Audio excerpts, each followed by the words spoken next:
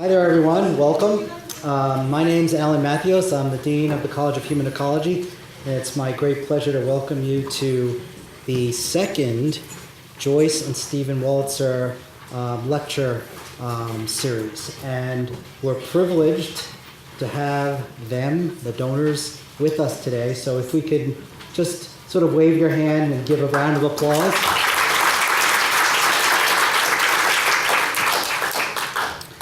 And you know, this lecture series is just a wonderful opportunity to blend sort of the study of nutrition with the practice of nutrition and the different ways that it changes people's lives, both in the public and private sector. And so it's really a great way to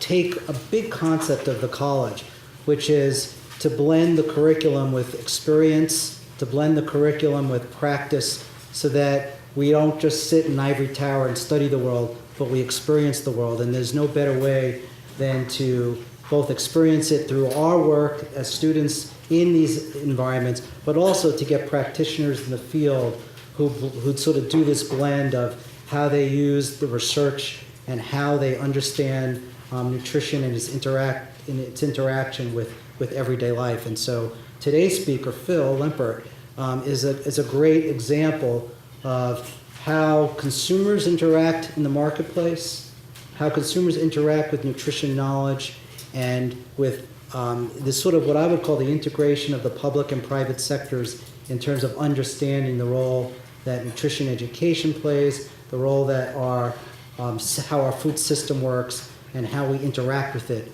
in our everyday lives. So I'm really pleased that Phil is here. Phil and his wife Laura are also very philanthropic to the college, so this is a great way to celebrate that, both from a topic and content point of view, and also the support and how important philanthropy is for the mission of the college. So I'm really pleased to be able to introduce this speaker series again to you. Again, this is the second lecture. 2 years ago, we had Marion Nessel, who's a very well-known a person who does nutrition advocacy at the national level, and she was here 2 years ago, and so here we have Phil.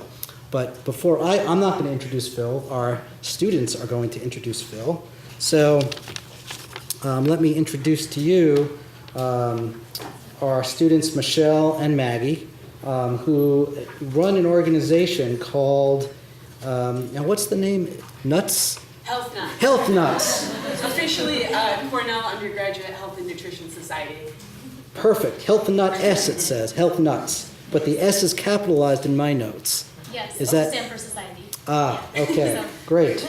And it really is great to have student involvement in helping organize and participate in the seminar series. So again, I'll introduce and hand the podium over to Michelle and Maggie. Great. Thank you all.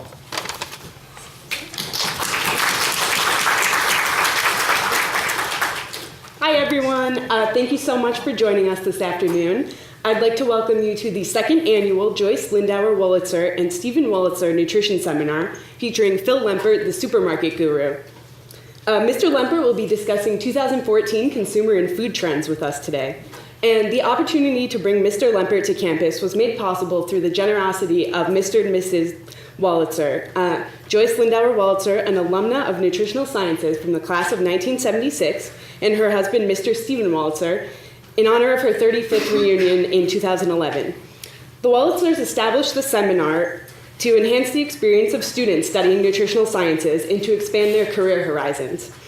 This is the second of 3 lectures to be given.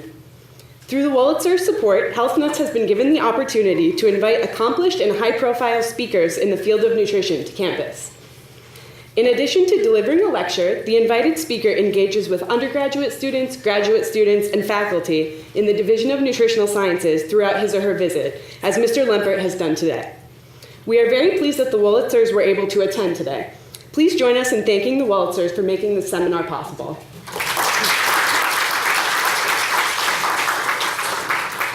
So as one of America's leading consumer trend watchers and analysts, Phil Lempert is recognized on TV, radio, and in print. So for more than 20 years, Mr. Lempert has served as food trends editor and correspondent for the Today Show, reporting on consumer trends, food safety, and money-saving tips, as well as showcasing new products.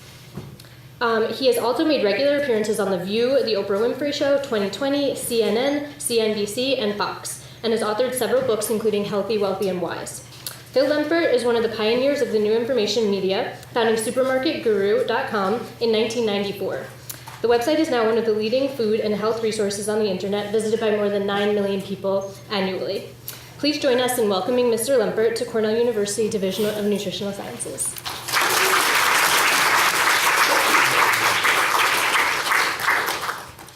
First up, I want to thank everybody for joining me, and I hope that in our brief time together, I can share with you some of the things that we look at.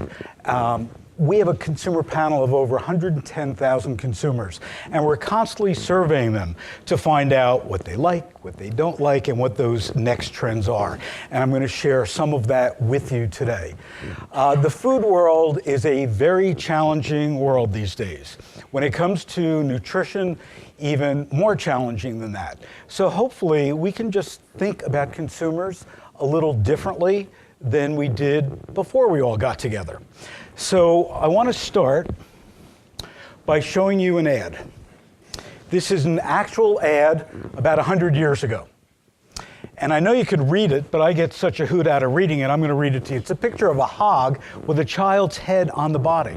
It says, makes children and adults as fat as pigs, no cure, no pay, grows tasteless chill tonic, on the market over 20 years, price 50 cents. 50 cents 100 years ago. An enormous amount of money. Enormous. I would suggest that we haven't come that far from this ad. That we're still faced with the same problems. And what I'd like to do is I'd like everybody to close your eyes for a moment. Close your eyes. Come on, everybody close your eyes. And what I want you to now do is picture a huge, big, gray elephant in your mind. Now open your eyes. For me, trends are elephants. They're big and they're lumbering. But typically what happens in the food world is we get an email, we get a phone call, we see something, we get this idea, and we then start running after that trend. Gluten-free, high fiber, whatever the trend of the moment is, we go after it. And in the food world, what happens is we typically have an arsenal, and I'm going to call them bows and arrows. Advertising, marketing, PR, social media, call it whatever you want.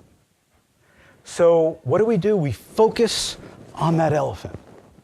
And we start running after that elephant. We're just running after the elephant. We take our bows and arrows, we let it fly, and guess what happens? There's now an arrow in the butt of the elephant, and it keeps right on going. We've done nothing. What we need to do is we need to follow that elephant and get in front of it and dig a big hole and capture it. We all know the story about gluten-free, but I promise you that as many gluten-free products that are on the market today, there's more being developed.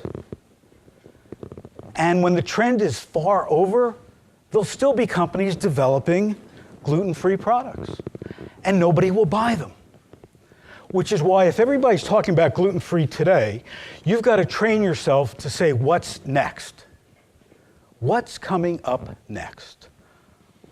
What do I have to get in front of for that trend to work for me, for my company, for the world? Why is it so important that we're here? First of all, and what I'm here to do is underscore the first point, that consumer needs change and evolve. Just when you think you have them figured out, they're over here. So it's a constant process that you've got to train yourself. Even when you think you've got it set, it's going to move. And you've got to move before it and with it. The retail landscape is changing as we know it, both Supermarkets, all kinds of food stores, restaurants, we're seeing stores getting smaller, we're seeing more consolidation. And the days of walking into a supermarket that has 50 or 60,000 products in it is probably over. We're going to see less products, not more products. We're going to see more differentiation. We're going to see more store brands that are truly unique, not just knockoffs of the number one product. Many of you are millennials, and you're in power when it comes to food. Millennials have a passion for food, and we're going to talk about some of those opportunities. And technology. We were talking earlier, the iPhone has changed everything. And when it comes to food, acquiring food, storing food, making food, it's all there. And I'm going to give you some examples of that. So, when I wake up every morning, this is what I say to myself. What is the consumer thinking? What is the consumer thinking today? Because we know it's different than yesterday and different than tomorrow. These are actual ads just a few years ago. They're happy because they eat lard. More doctors smoke Camels than any other cigarettes. And we wonder why consumers are confused when it comes to health and nutrition. And we have got to learn how to communicate better than we communicate today about health and nutrition. Since the 60s, we know about obesity, we know about diabetes, we know all these rates are going up. No question, no surprise. But they're still going up. So it's not about the awareness of them. It's how do we turn it around? And I would suggest that we haven't figured that out yet, effectively to turn that switch off, to empower people. We could talk for days and days and days about trends. And some are real and some are not real. And the question is, how do we separate out the trends from the fads? What's going to stick? What's going to change behavior? What's going to change the world? And that's hard to do. We have a new approach to foods. Foods have become a universal language. Every time you look at, the rankings on Google and every other search engine, recipes are at the top of the list. We love talking about food. It's primal. We need it. It's passionate. Just remember, when you go into a supermarket, where do you go first? Into the produce department. And that's on purpose. Because when you go into the produce department, it's aromatherapy. It's colors. It's aromas. It puts you in a better mood. And when you're in a better mood, guess what happens? You're in the store longer and you spend more. So it's not by accident that Kroger some 40 years ago moved the produce from the back, where it's more convenient when you think about it. You need water. You need everything that the back of the store gives you. But when they moved it to the front, sales went up. And that's why we continue to see that. And there are other formats that have tried to move produce elsewhere. And they're always moving it back to the front. Local is one of the most interesting trends that I've seen in a long time. We have farmers going into stores, talking to consumers. We've got stores advertising. We have stores advertising milk by explaining methane gas. We like local. It makes us feel good. But the reality is, how far can local go? It started out being, up the block, and then within 40 miles, and then 125 miles, then 250 miles, 450 miles. Now people are talking about it's within the same state. I have a new definition of local. It's on the planet. Local is not sustainable. Sure, I live in California. California local works really well. Iowa, not so much. So what the trend is moving away from local to locale. Because what people want to know is they want to know where their foods come from. It doesn't really make a difference to somebody if it's 100 miles away or 500 miles away. They want to know where it comes from. Earlier today, over lunch, we were talking about foods from China. There are people, myself included, that read every label and will avoid foods from China. I've been in food factories in China. Our seafood, a majority of it in the frozen food department comes from China. We have a lot of produce. Estimates are 30 to 40% of all produce sold in restaurants come from China. China now wants to start exporting chickens to the US. China is also one of the largest pork producers in the world. Is that local? We don't know. But the problem that we have, the problem that we've created in this country, is we demand the cheapest food supply in the world. If prices go up 5 cents, there's panic. There's people, in front of stores holding signs, boycotting that a store went up in price 5 cents on milk. If, in fact, our food supply and agriculture in general will prosper and grow amid water problems, air problems, and land problems, farmers have to make money. We can't just keep on taking more waste and more waste and more waste out of the system to drive prices down. At some point, we have to, if we want, pork from the farmer up the block, we've got to pay for that. It can't be a tenth of the price imported from China. And we all have a responsibility for that. Because when we go to that cashier, we get very upset when we have to pay for our groceries. I love the supermarket world, but 2/3 of people really don't. And when you dig down into the surveys, it's not that people don't like food shopping. It's that people hate the checkout experience. So I want to show you a brief video where Tim Conway, the comedian, went undercover. As you watch this, think if anything like this, even close, has happened to you. Thank you. Thank you. Thank you. Thank you. No, thank you. Yes, I'm sorry. I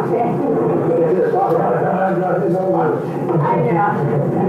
Our first day. Yeah, right. So they tell me all the things to say. Wait, let me see if I got it. Thank you. Yeah. This working. This wasn't working. This is good. It works every night for it over.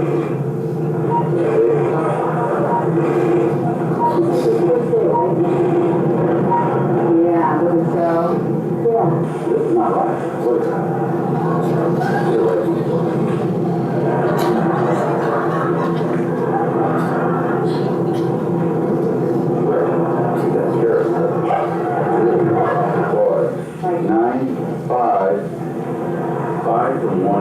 You have a calculator with you? No.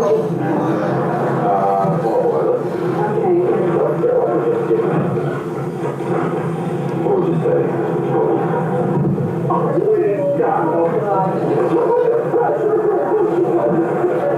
Is this check good? No. This is no good. You can take your picture now, so make sure that the check is just kind of, if you could look up, please. Thank you. Okay. Just to one side, please. Okay.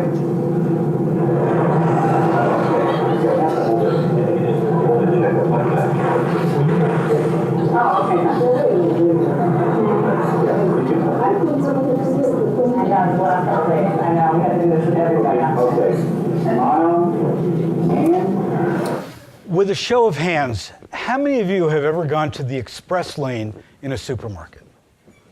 All of us. It's a right. I want you to think about the idiot who came up with this idea. Think about it. We're going to give the best service to the people that we lose the most money on. If I come in, I get a soda, bag of chips, I'm gone. It's out. Love it. If I'm a mom shopping with a full shopping cart worth $200, maybe I've got a kid or two with me, we're going to put her through hell. So what I tell supermarkets is rethink that elephant called the checkout. Why not have express lanes for full shopping carts only? Get the best cashier and get 2 baggers. What would the result be? Everybody who lived within that area that spent a lot of money would come to my store because we know we hate the checkout experience. So we've got to think differently every step of the way if we're going to change behavior, if we're going to make shopping a better shopping experience. This is what our grandparents shopped in. Men with ties, very small assortment. We've come a very long way, and there's more changes on the horizon as we're seeing Amazon Fresh, as we're seeing Google same-day delivery. We're going to see a lot of changes in the landscape of acquiring our food. Back in 1988, we hired an artist to depict our vision of the supermarket in the year 2000. We're still not there.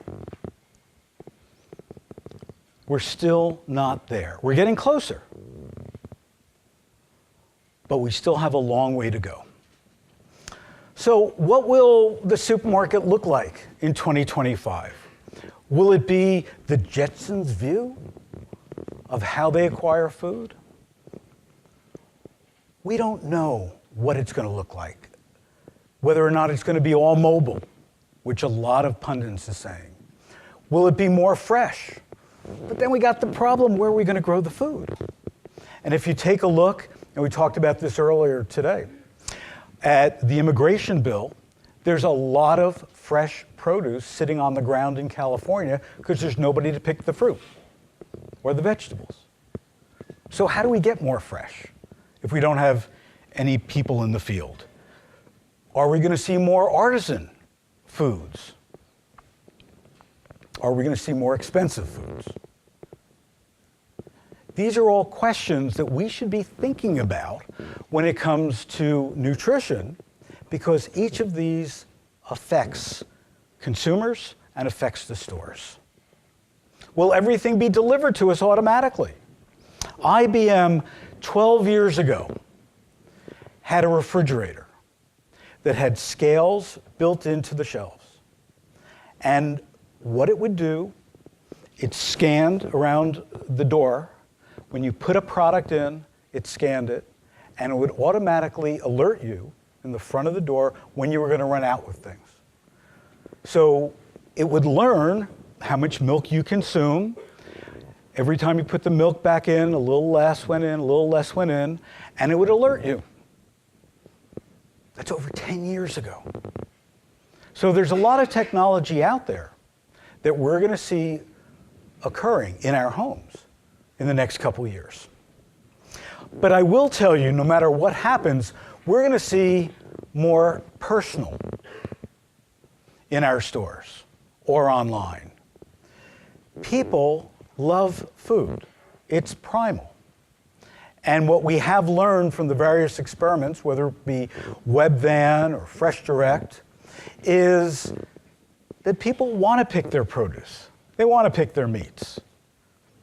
Not so much the toilet paper. That you can deliver to me. Not so much the heavy bottled waters or sodas.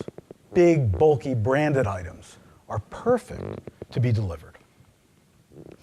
What we saw in the past few years is that with the recession, people started buying foods elsewhere, not just the supermarket.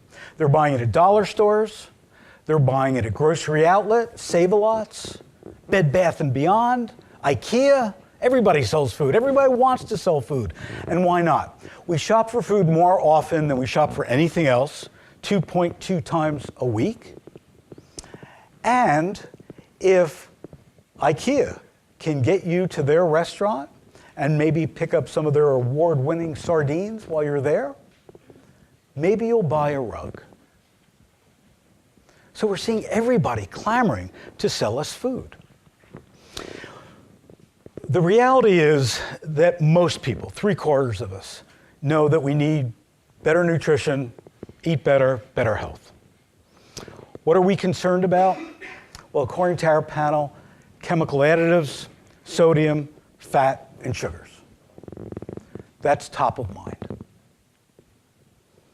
But only 1 in 10 say that their diet is as healthy as it could be. So 3/4 of us know we're doing it wrong. Only 10% are doing it right. Whoa, that's a huge difference here. A huge difference.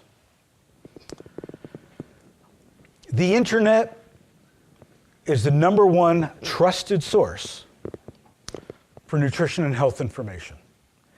That should scare everybody in this room. Because what we know, and I'm going to take a page from John Wanamaker talking about advertising, and he always used to say that, he knew that half of his dollars spent in advertising were wasted. He just didn't know which half. And when it comes to search engines, I would say that 50% of everything that you read about nutrition and health is wrong. But again, consumers don't know which is wrong and which is right, which is why what you all are doing is so important. Doctors have now finally gotten some nutrition training, so they're moving up the ladder. And the great news is that we're seeing more dietitians in stores than ever before. Retail dietitians helping people one-on-one, figuring out what to eat, how to choose their foods, store tours, going to schools, out in the community, in the media. This is the newsletter that Natalie Menza, who's an RD for ShopRite Supermarkets, puts out every week. She's put together programs for ShopRite that has also made them money from vendors that they never received money from before. She has a very strict nutrition criteria of what foods can be advertised in her program, and there's no exceptions, regardless of money. If you're above the level of sodium, and you go to her and say, here's 100 grand, put me in your circular, she says, no, change your formula. And we're seeing more and more of that happening. We're also seeing more people cooking at home. A lot of that has to do with the economy. But I can tell you that only half of them think that they know what they're doing. So again, another huge opportunity to educate people how to cook healthfully at home. It's not just about buying, but what you do with it that's critical. We have a wonderful, not getting into politics, but we have a wonderful First Lady who is out there talking about exercise and food and education. And she has really pushed the envelope in many ways with the food industry. And it's great. We have chefs clamoring to be part of the Chefs Move to School program. We have food industry clamoring to work with her and Sam Cass on educating and empowering and even changing formulas. It's great. And the funny thing is that I don't know how many of you have been to the White House garden. It's tiny. It's 120 feet by 60 foot. That's it. But the impact that it's made, especially with kids in Washington who go there to plant, has been huge. We've got to keep that going. Local, as I said before, is spreading out. It's becoming more pervasive And frankly, it's losing a little bit of its substance along the way. So it's being replaced by locale and the new regionals. And we're going to continue to see that happen. When we look at the ag world, and some of you know this far better than I, we're a mess. We're a mess when it comes to our weather, our hurricanes, our tornadoes, and food prices will continue to rise. And we've got to figure out how we communicate this effectively to consumers who don't think that whether it be a supermarket or a food brand is just ripping them off. We've got to instill on them that food comes from the ground, where it comes from. Because most of them think that it just comes from the store. How it got there, they don't care. They don't want to know. But it's critical if we're going to be able to make changes in this industry. It's also critical for us to stop wasting food. It's estimated that 40% of all food goes uneaten. That's a quick way to reduce price, by stopping to waste food.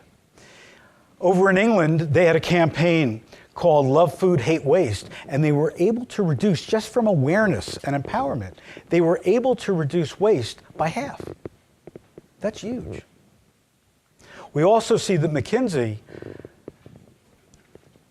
has stated that if we had clear expiration dates on foods, we would reduce waste by 20%. And think about it the next time you go into a supermarket. Best by, best used by, best quality by, there's probably 10 or 12 different ones. And then you get to those cans. I love the canned foods, you know, with the embossed dating, QLK422A. That tells me a lot. And you call up the 800 number, and I have, and you talk to the customer service person and say, I've got this code, what does it mean? And they say, I don't know, I've got to check. It's absurd. We must demand better transparency and better information. And by the way, the reason for those codes is many of those canned foods have been sitting in a warehouse for a year or 2 years or 3 years before it even got to the supermarket. So that's why they don't want us necessarily to know what the date is. Because if you walked into a store and you saw something that had a date from 3 years ago, you probably aren't going to buy it. So we've got to demand more transparency when it comes to expiration dates. Or I've got a very simple solution. That the expiration date should just read, very simply, eat this by whatever date or die.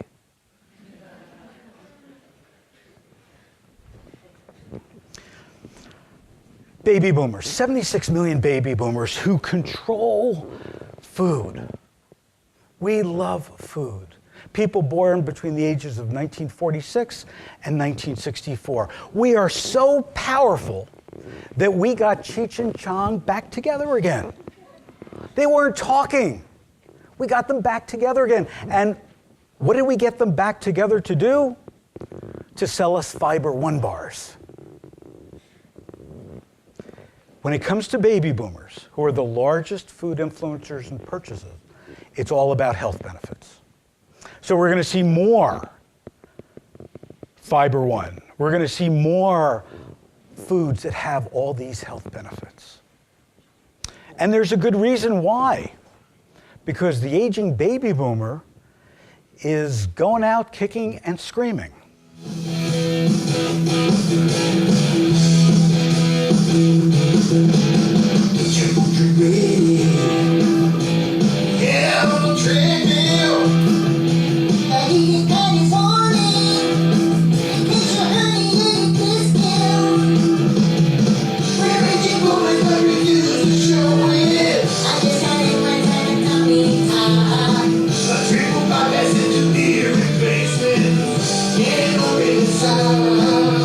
I just took my hand, bro. All the kids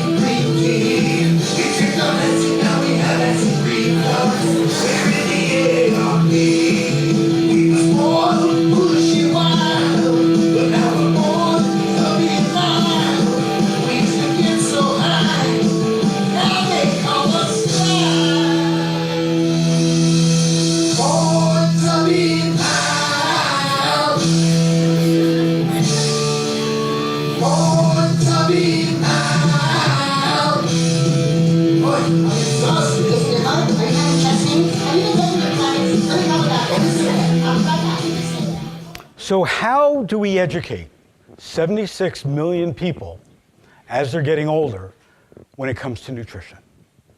How do we do that so it empowers them? We're seeing breakfast becoming a huge trend for a bunch of reasons. Number one, it's cheap. It's one of the cheapest sources of protein that's out there. And we're seeing people eating breakfast throughout the day to save money, but to get protein. We're also seeing lots of great data that supports why breakfast is the most important meal of the day from a health standpoint. You're going to see a huge amount of attention given to breakfast. McDonald's is talking about serving breakfast all day long. We're seeing just about every major food company coming out with breakfast sandwiches that are frozen. And it's just the beginning.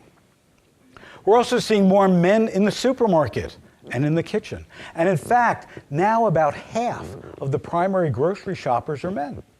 And there's a lot of reasons for that. More men are working at home by choice, and some have been laid off, not so much by choice. But they're home, and they're getting more involved in food preparation than ever before. They now represent a third of all grocery store shopping. And over half of them are now making the weekly meal plan. That's a huge difference from just a couple years ago. And we're going to see that continue as well.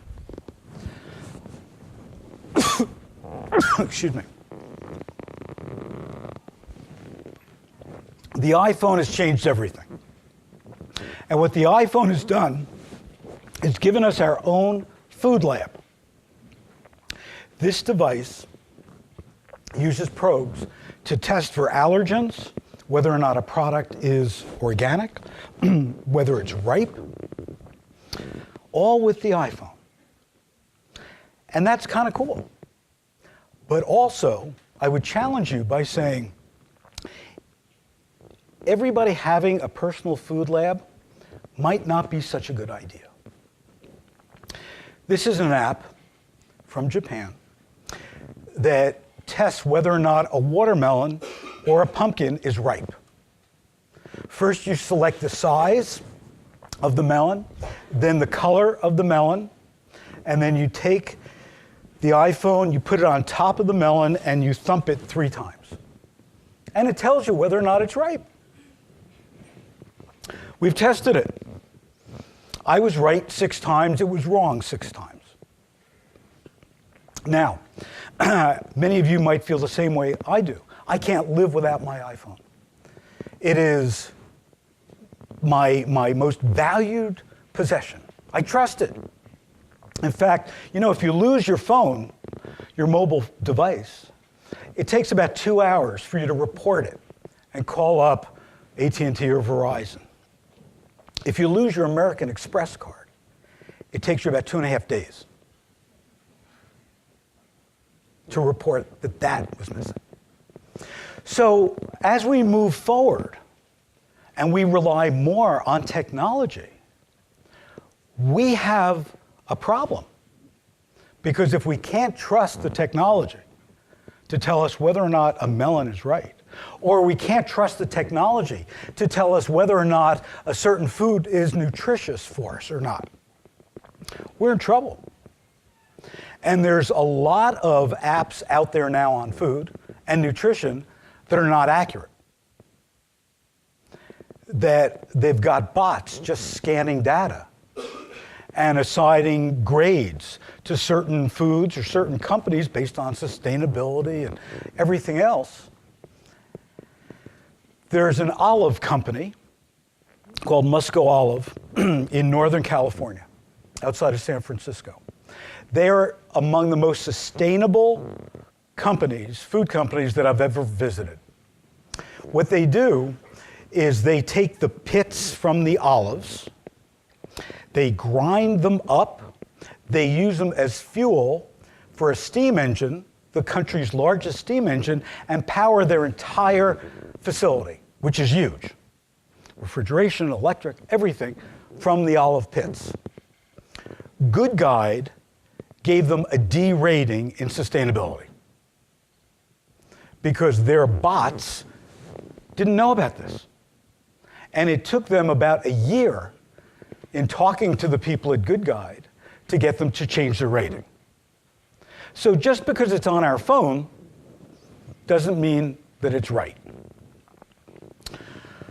The millennials are fascinating to me when it comes to food. There's so much passion about food, but there's high college debt, low-paying jobs. A lot of them are living at home. But what we're sensing is the evolution of the palate with this generation. They really care about food, not preparing food, but eating food, looking at food, taking pictures of food, going to food raves. I don't know how many of you have ever been to a food rave, but it's fascinating. It's 11 o'clock at night. You get an email for where the rave is going to be. And it starts at midnight. And you go. And they're a lot of fun. But what's amazing to me is, and they're all at midnight, and they're always underground. It's dark out. You don't have to be underground. But we're seeing all of this activity. And some of it's good, and some of it's not so good. I'm proud to present our sous vide, flash-seared, local, organic Pacific true cod with brown-buttered hedgehog mushrooms and hand-picked Peruvian Inca berries. This is all topped with fronds of finocchio and Yakima applewood smoked sea salt. Enjoy.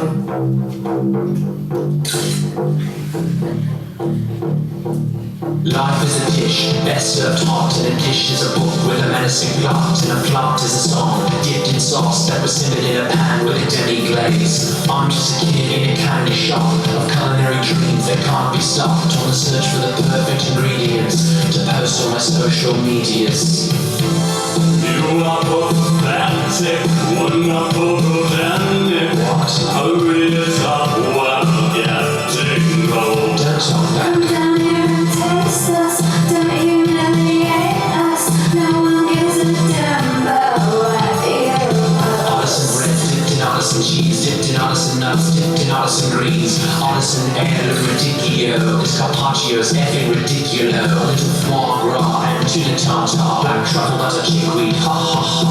I'm just a guy with a camera in your feed with my foods as my canvasser. Who knows this? Wasn't lovely. I see you in a bowl and I meet you inside me. I love soup, don't call me a Nazi. I'm more like a culinary paparazzi or gastronomic Addy Leibovitz. I can't see the food, can you move? It's unthinkable to dine out and not record it. Want the world to know I'd love for it. So we've got the millennials going into restaurants and annoying just about everybody. So how do we take that passion and make it constructive? That's the challenge.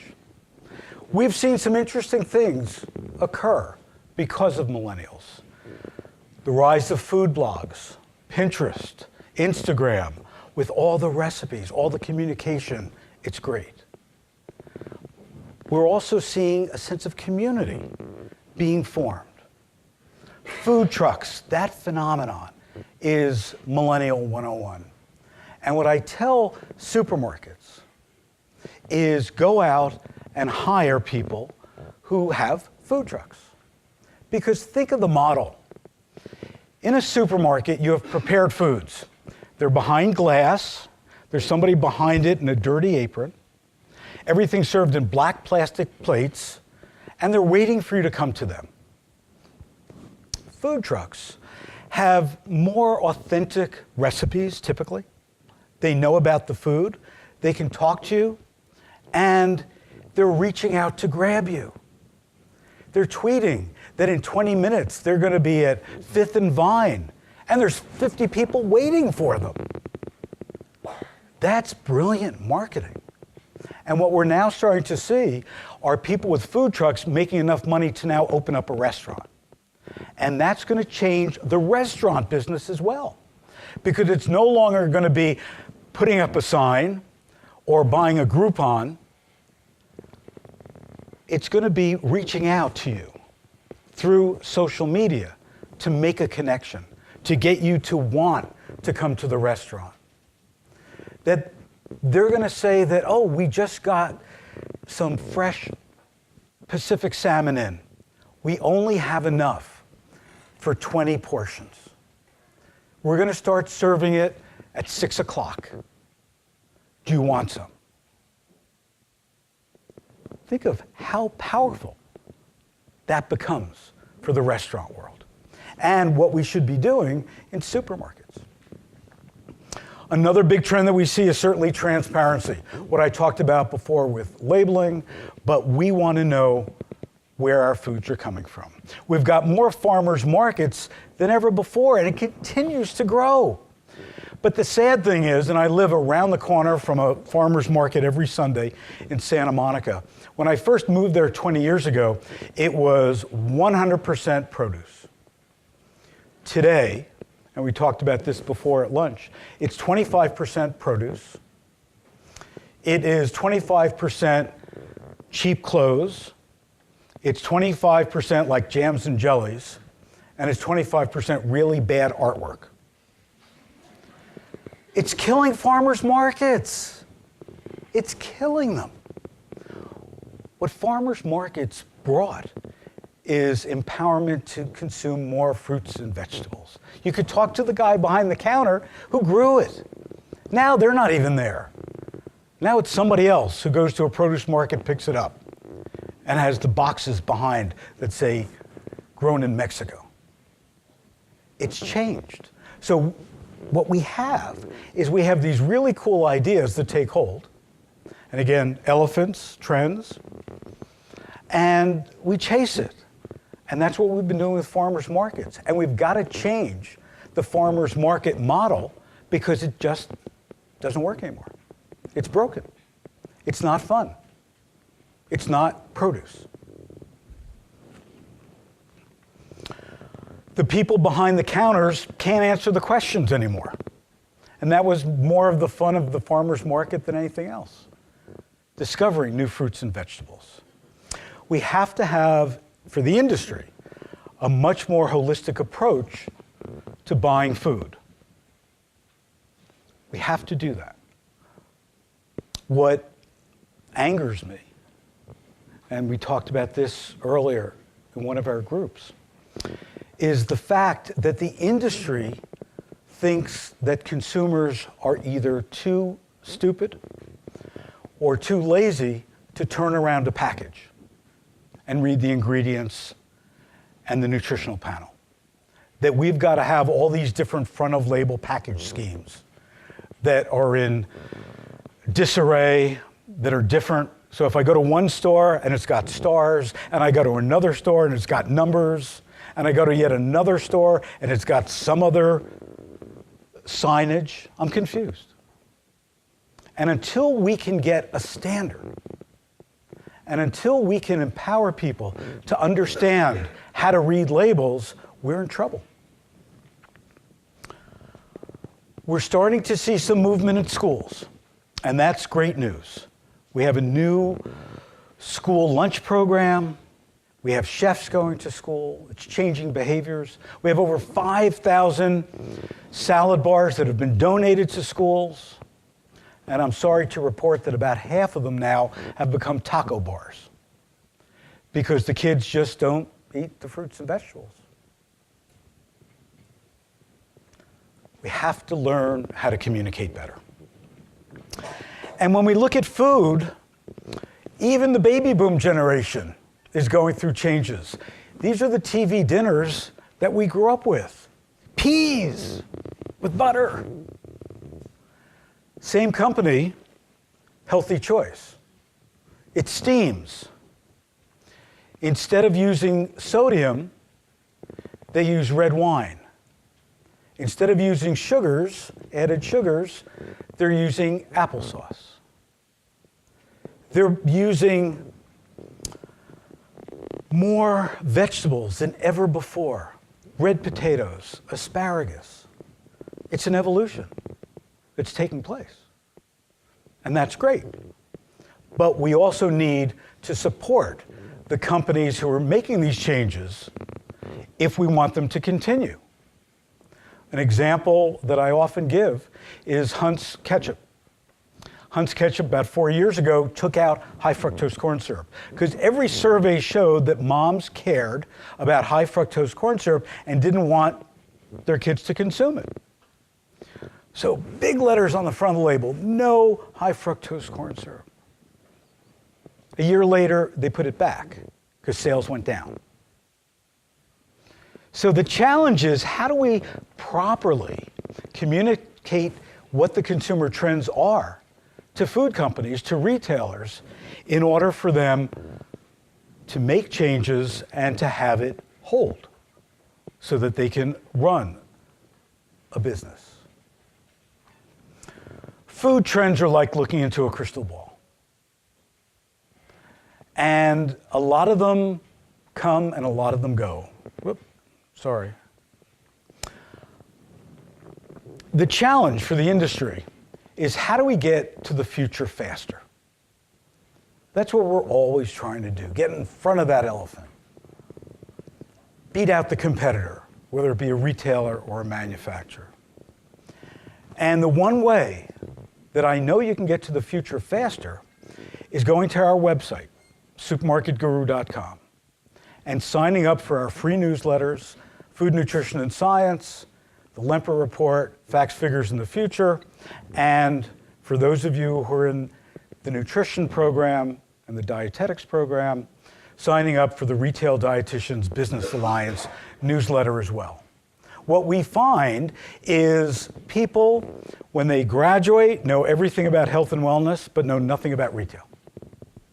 And our job is to educate all of you to understand the nuances of retail so that you have a career path at retail versus just, oh, that's our RD, and staying in that position for 20 years. We also have the Food Journal, which comes out every other week, which is about very controversial issues, contains no advertising, GMO-free labeling, water issues, just everything that goes on, and we show two sides to every story.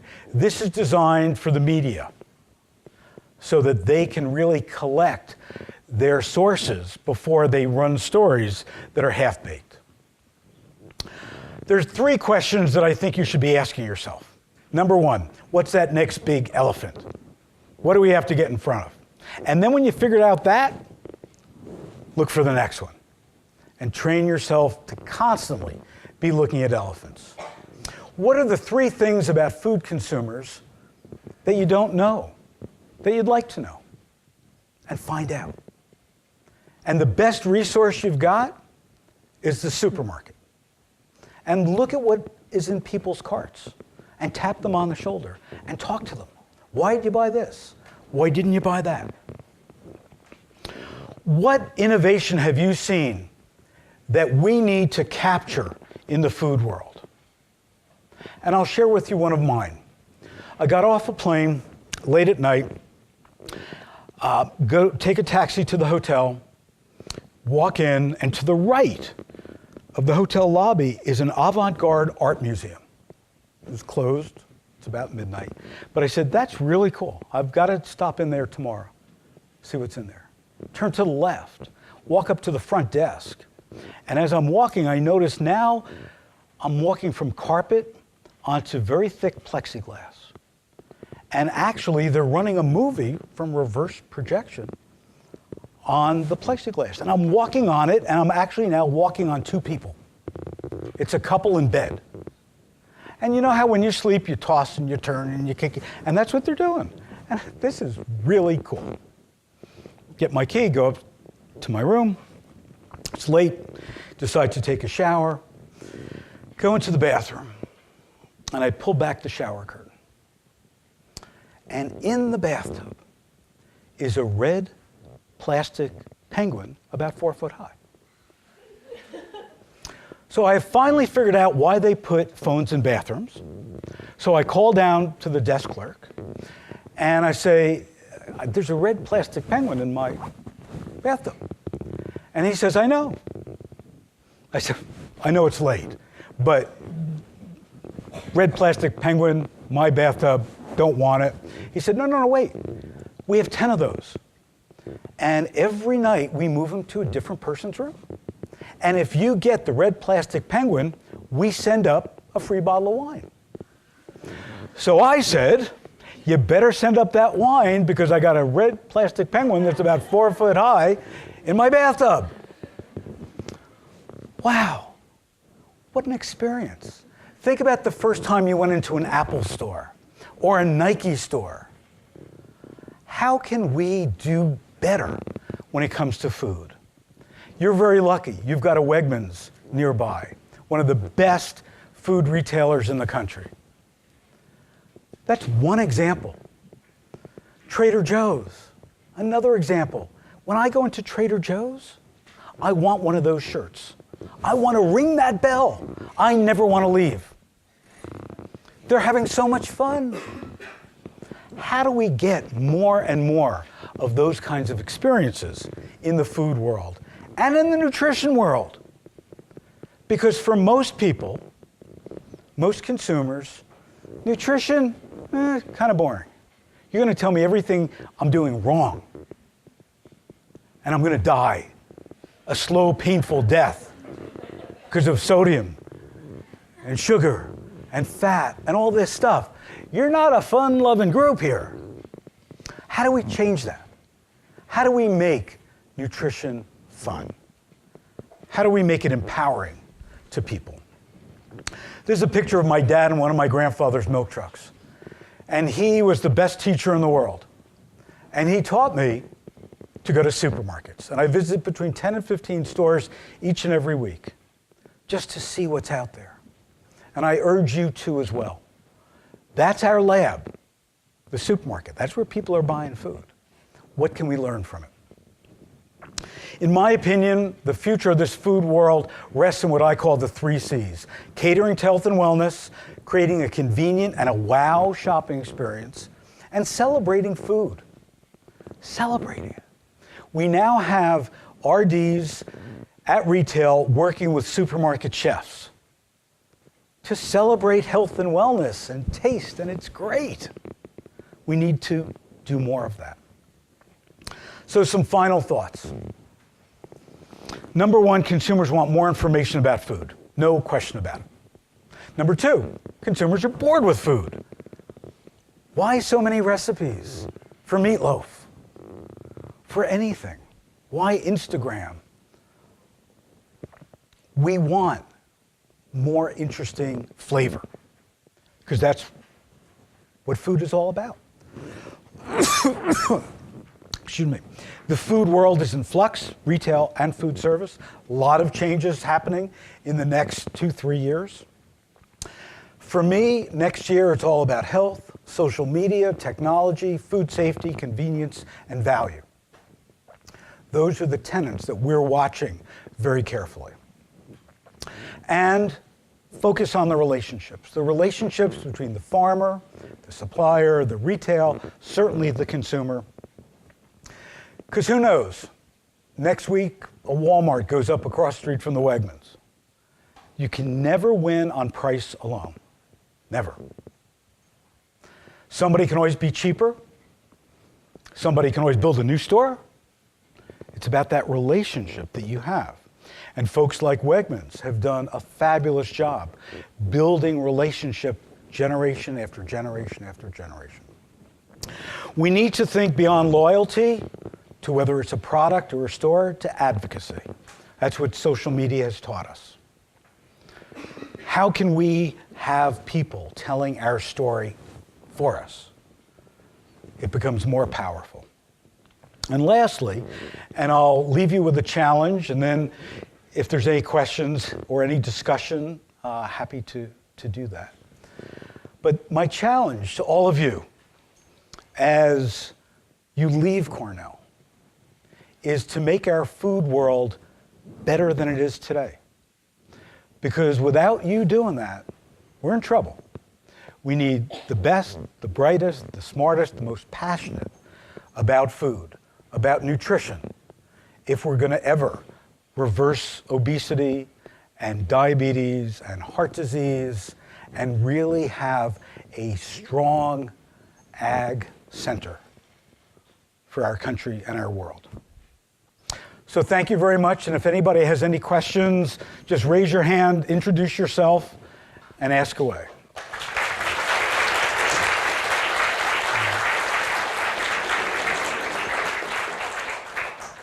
Thank you. Yeah, if you could get up and embarrass yourself in front of all of us. Hi, my name is Aaron. I'll try not to project too much because I'm getting over a cold. Oh, so that's why I'm coughing, because of you. I'm not taking responsibility for that. But my question is just, in terms of education, how you, or what are your thoughts about maybe changing the nutrition labels on the backs of the products? Because the reality is not everyone wants to read them. Sometimes the writing is really, really small. The graphics are kind of crappy. So in your view, like, how would you modify the current label structure to make it kind of appeal to more consumers? Well, you know, a lot of people have tried, as I mentioned, Guiding Stars and GMA and FMI and so on. The problem is that for the most part, all that information that's in that nutritional facts panel is the answer holistically. And when we separate out any nutrient or calories or fat, and we just have, you know, like one symbol on the front of a package, people aren't getting the whole story. An example that I used earlier is diet soda. So diet soda, you have 0 calories, a big thing on the front of the label, and that's only one part of it. What about the artificial sweetener that in tiny letters tells you that it could be harmful, or the phosphorus that's leaching calcium out of our bones that doesn't even appear on the label? So I don't know whether or not we have enough space on the package. What I feel is the next iteration of it is where we will have, whether it's a QR code or some device, some mechanism on a package that we use our cell phone to read, and that then tells us whether or not that product is compatible with our diet. So I plug in that I want to consume X calories, X fat calories, X amount of vitamin C, whatever, and as I'm shopping, I do that, and it then quantifies whether or not that product meets that criteria that I've already set up. I don't think there's enough room on the package to fully explain everything that we have, but I certainly don't think that it's, you know, stars or a number that doesn't have an open algorithm for people to understand. The problem that I've got with that is, you know, I would like everybody to get the most amount of stars and 100 score. And a manufacturer doesn't know how they score, so they can't do that. So if in fact they said, okay, if your sodium level is above X, you lose a star. So what that tells the manufacturers, let me reduce my sodium so that I can get another star. So it's not enough information out there. So I'm not sure that answers your question, but I think it's going to move to more technology that something on the package triggers on my phone. Yes? Thank you for your talk. My name is Jad. I'm a graduate student in food science here at Cornell. You mentioned in your talk the issue of food waste and how big a problem it is. And particularly this year, I think there were multiple reports trying to raise awareness on the issue. Either the Think It's Eat Safe campaign or the Japan Engineers report. Do you see any improvement in consumer awareness regarding this issue? Because they're the biggest wasters. So. No, unfortunately, I don't.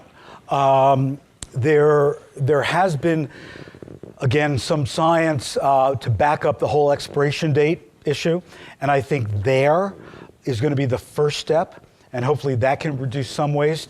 But you're right, most of the food waste is at home. People overcook. People don't know how to, I mean, all of that. And I haven't seen a really good campaign on that. I think from a manufacturer level and a retail level, they're getting much better very quickly on it. But consumers, not so much yet. Sorry, I wish. Hello, I'm Laurel. And on the same topic, how would you contrast the availability of calories and waste? Because a few years ago in the seminar, Marion Nessel said how we produce 1/3 too many calories per person per day. And if that's the case, then can waste be a good thing? Well, let me answer the last part. I would hesitate to ever say that waste could be a good thing. And the reason that I say that has to do with the supply of food. We're very, very fortunate in this country. We don't even have a clue how lucky we are when it comes to the price of food, the availability of food, and so on, contrasted to the rest of the world, where we're seeing a lot of war over food, people that have food and people that don't have food. So no, I don't think that food waste is a good thing. And I think to Marion's point, and again, you know, she was just at the White House, what was it, 2 weeks ago, with the First Lady, and you know, everybody talking about what we should and could be doing. There's no simple answer to this. And again, for me, it all comes down to communication. I think we don't know how to communicate food waste, calories, I mean, and any of those things. And part of it, in my opinion, and we talked about this before, is I believe that the average American has no taste buds. I think because of the amount of sugar, salt, and fat, we've ruined our taste buds. We can't taste what food really tastes like. So there's not that button that goes off that says, I'm satisfied. And you know, a good test of that is, you know, if you take good European chocolate with a higher than, you know, 70, 80% of cacao, and you have 1 inch square, you're satisfied, and it tastes really good. And you could have 3 Milky Ways and still be hungry. So for me, it's satiety, and I don't think I don't think that our taste buds are as refined as they need to be, and I don't think that the average person can taste good food anymore, especially eating out at restaurants. So for me, it's education. Let's get our taste buds back. And that's one of the things that I hope that you all, as part of the millennial generation, can change, to getting back to taste buds. I mean, the cool thing about the millennials is you never want to have the same food twice in your lifetime. You know, and I grew up in a family that, you know, Monday night was chicken and Tuesday night was pasta, and, you know, it was very regimented. And millennials are changing all that, which is great. Yes. My name is Margaret, and I was just wondering, what are your thoughts on making this new holistic food movement available to people who have lower incomes, and especially people who are living in urban areas? I think it's great. And an example that I always use is Michelle Nishan, who's a chef who lives in Connecticut, started a group. And what they do is if you use your food stamps at a farmer's market to buy fruits and vegetables, they double the value of it. That, to me, is a really smart approach to it. That gets food to the right people one-on-one. Building supermarkets in quote-unquote food deserts, very mixed reaction to that. I mean, again, most of the people who live in food deserts had supermarkets there. They stopped going to supermarkets, not because the products weren't available, but they got paid once a month. You know, their welfare check came in. They would shop throughout the month. The person behind the counter at the little store would have a notebook that said, you know, Phil owes me $22 on this date. When I got my check, I would go in, pay you, and that's the way it worked. Supermarkets didn't do that. And for the most part, these folks didn't have credit cards to do it. So it's not just building a supermarket in a place where there's no affordability, but I think what Michelle and his group is doing is dead on the mark, and just helping people. And also at a farmer's market, you're able to taste the foods and learn about the foods and do more than just say, okay, now fresh fruits, you know, are available to you at your supermarket. My name is Pilar, and thank you very much for your very informative talk. I just would like to ask you if you can share the piece of the boomers, what we can get. because it's very. Yeah, you could go on YouTube, and that's where we got it, and just type in "boomers collect Social Security," and you should be able to find it. And if not, send me an email, phil@supermarketguru.com, and I'll send it off to you. My question is about food safety. Yeah. This is a challenging problem, and the supermarkets do a better job on that aspect. Other venues, maybe the trucks, what do you think about it, in terms of food safety? Well, it depends on the state that the food trucks are in, because some of them are inspecting and some are not. Food safety is a major problem, no question about it. We do have the safest food supply in the world. Let's not forget that. But the problem, again, and I mentioned Wegmans, we can solve E. coli in ground beef that kills people real easily. And Danny Wegman tried to do it by selling meat that was irradiated. The problem is that we didn't communicate it properly to consumers. What we did is we created a symbol that was a circle that was green and looked like a leaf. And that was called the Redura symbol. So a consumer or a consumer advocacy group sees that and says, wait a minute, this is radiation. You're trying to hide something. Again, back to the transparency issue. Do I think we want to put a skull and crossbones on it? No. Do I think we want to have like little lightning bolts? No. But we need something better than trying to put a green leaf on something that's irradiated. And it just didn't work. So we have a lot of science, whether it's some GMOs, whether it's irradiation and so on, that can improve a lot. We just don't know how to communicate it. And GMO is a perfect example of exactly that. And I don't know if we're ever going to learn how to communicate that. And the other side, the anti-GMO side, does it much better. In California, and the labeling proposition was defeated, but in California, lots of celebrities, obviously, so they're getting on TV saying, I want to know what's in my food and so on, and really creating a groundswell. And then Michael J. Fox did a commercial, and he didn't take his Parkinson's medication for a couple days before the shoot. And he gets on the TV commercial and says, I want to know what's in my food. And what people read from that is that he got Parkinson's by consuming GMOs.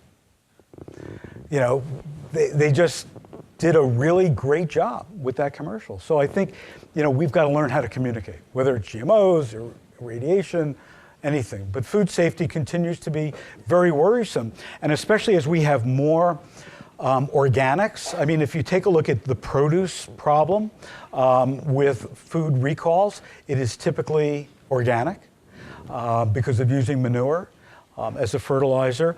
And also, back to transparency, you look at Greek yogurt, which has changed a lot in supermarkets because of Chobani doing a great job with their recall. They blew it. I mean, they blew it. They should have come out like Tylenol in a day, said, we've got mold in our yogurt. We're pulling it off the shelves. You don't have to worry about it. But they sent, discreet letters that get to the press, to retailers saying, can you please remove this from your shelves? Not even telling the retailer why. And then all of a sudden in social media, Chobani goes from the golden food product to like, what are they trying to pull? So it's very fragile when it comes to communication. I think I got to stop. Yeah, I hate to cut off the conversation, but at this point, we're out of time. You are all welcome to join us out in the Human Ecology Commons. There is a complimentary catered reception, and thank you so much for coming.